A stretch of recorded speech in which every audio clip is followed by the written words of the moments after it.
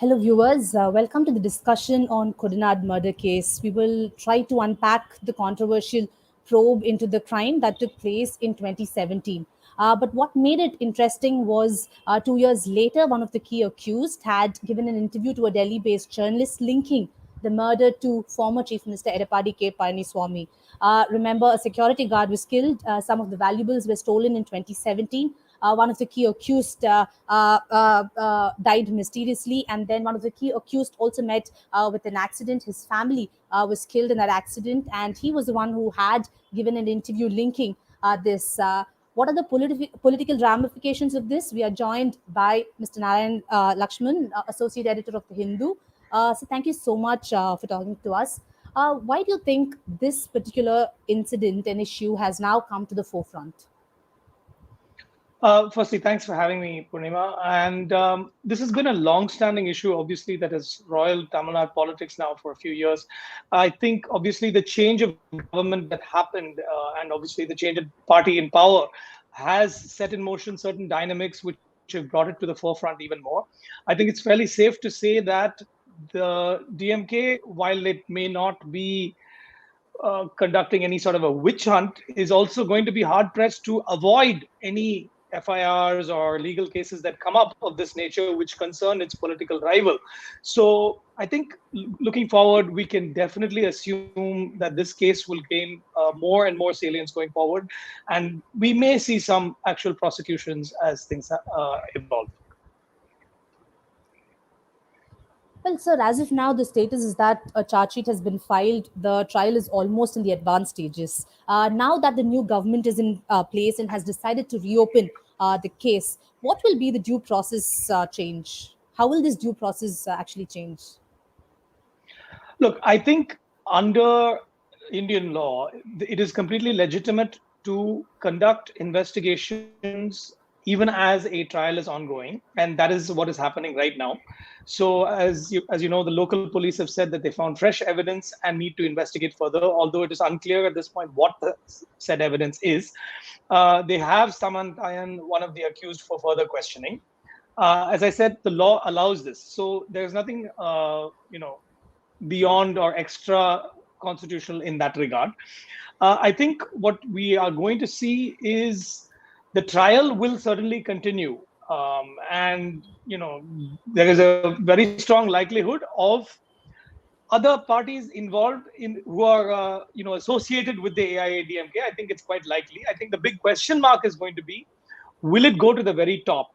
And the reason that that is a question mark today, Purnima, is because as we know, former Chief Minister Edapadi Palaniswamy himself has had a rather, in some quarters, it has been described as a surprisingly strong reaction to the claim that there is further investigation being conducted and so forth. He has gone to the media, he has gone to the governor, and one wonders why. I'm not to say that it suggests any direct involvement, but there is a question mark as such hanging over the anyone associated with the AIADMK being involved in this case. So as this trial progresses, as you asked, I think we're going to see more people with political links being pulled in and questioned.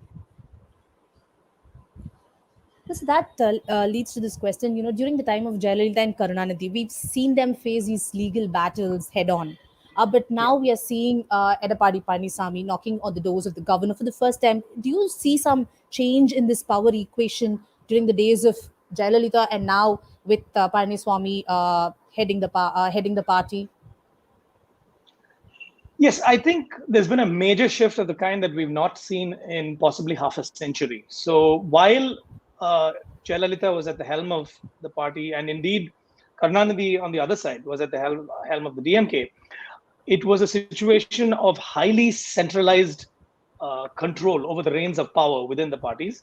I think within the AIADMK, it went much further to an extreme, if you will, where there was a deliberate attempt to not allow any, fresh buds of leadership to sprout beneath Jayalalitha, many rungs beneath her, and that completely fell apart upon her death. Of course, we saw the rise of the Sasikala, the Manargudi clan, and the extremely conflicted nature of the early months of that party's attempt to hold on to power. And Sasikala was there, and then there was, of course, she was convicted and had to go to jail, and then there was the friction between OPS and EPS, which finally got patched up. So I think the very nature of leadership, the balance of power for leadership has changed, and at the same time, different caste groups within the party have started to become more assertive. While they were all held together by the central vector of Jayalalitha, now that is no longer the case.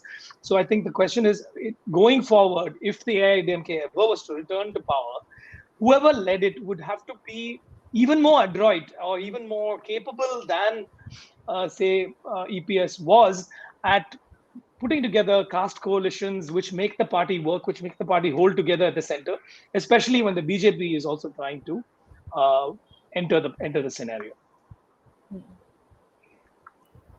So in this Kodanad murder case, where is Sasikala in the picture? Because this happened in 2017 April, when Sasikala was still heading the party through Dinakaran, and when Edapadi Panisamy was still in the Sasikala camp. You're right. I think there is a big sort of unsolved mystery in that side of things as well, because she herself was in jail at the time, I understand. And so while there may not have been any direct involvement of her, there are so many questions about the way that everything happened. Firstly, one security guard was killed. One accused met with an accident and died. He was a former driver of J. Jayalalitha himself and from OPS's hometown.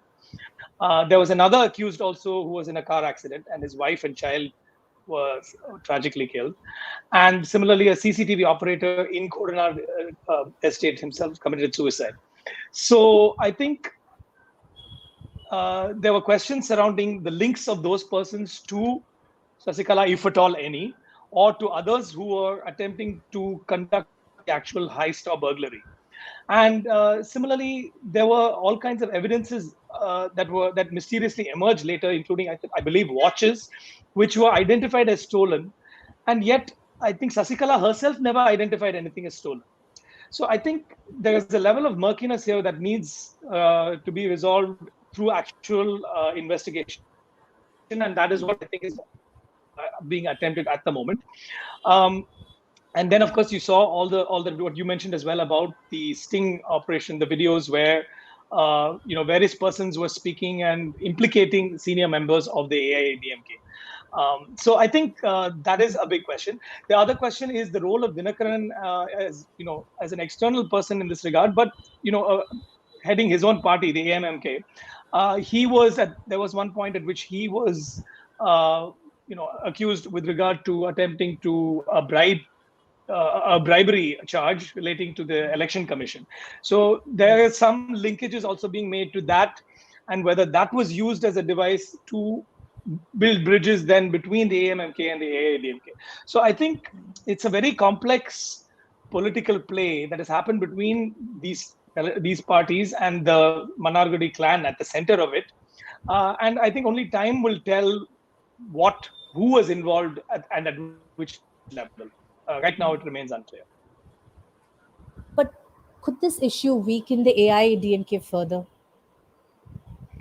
Absolutely, absolutely. I think so. And let's not kid ourselves. Like I said, while the DMK may not be deliberately conducting any sort of witch hunt, it is a very much of a power play. As you rightly said, there have been many instances of lawsuits being filed and counterfiled between the two parties, midnight arrests. With all the drama of leaders, in very dramatic fashion being hauled off by police in the middle of the night, all of that. This is yet another attempt, of course, to persist with any political advantage that has been perceived. Because while the DMK has won, and they are very much in control both in the state assembly and in parliament, there is there is very much an open question as to whether the AIDMK will be able to stage a comeback, for example, maybe bolstered by having the BJP on their side as an ally. And therefore, no opportunity shall be missed to broaden the gap between the winner and the loser, politically speaking, in this regard. So I think that the AIDMK will be weakened in the sense that what I said earlier about how under Jayalalitha there was a unified power structure, but now there are so many leaders who are powerful within their own local regions and within their own smaller groupings of political cadres, they are now literally being pitted against each other in this game, which is centering around the Kodanad estate and the mystery regarding the heist and everything else that followed. So I think as the case goes forward, we can very much expect more infighting, more charges, and more fragmentation within the AIADMK and possibly impacting the AMMK as well. Absolutely. Thank you so much, sir, for talking to us. And this case is only going to snowball in the coming days, in coming weeks. While the ADMK continues to remain rattled and is looking at the legal options, this case will continue to be the point of discussion in the state.